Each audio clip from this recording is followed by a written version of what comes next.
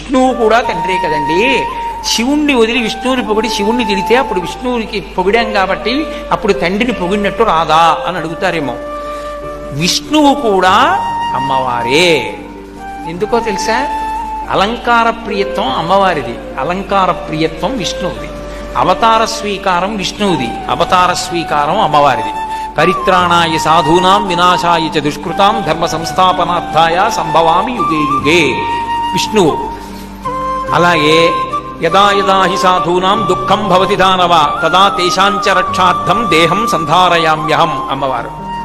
సంస్కృతంలో మాటలు తేడా, ఒకే భావం.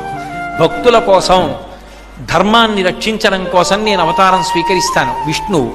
ధర్మం కోసం, భక్తుల కోసం అవతారం స్వీకరిస్తాను అమ్మవారు. అందుకే అమ్మవారు అవతార స్వీకారం చేసి రాక్షస సంహారం చేస్తుంది, విష్ణు అవతార స్వీకారం చేసి రాక్షస సంహారం చేస్తాడు.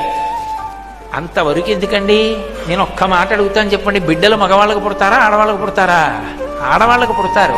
విష్ణువు నాభికమలంలోంచి బ్రహ్మగారు పుట్టారు. పుట్టిన బ్రహ్మగారు లోకాలని సృష్టించాడు. ఆ విష్ణువు అంత్యకాలమునందు అమ్మవారి రూపాన్ని పొంది అయ్యవారి సగంలోకి వెళ్ళిపోతాడు. అందుకే శివుని యందు లయం అవుతుంది అనడానికి కారణం ఇది. లయకారకుడు అన్న మాటకు అర్థం ఏంటంటే పితృశబ్దం అన్వయం అవుతుందని, తండ్రి అని అర్థం. ఆయనని వేలెత్తి ఎవడైనా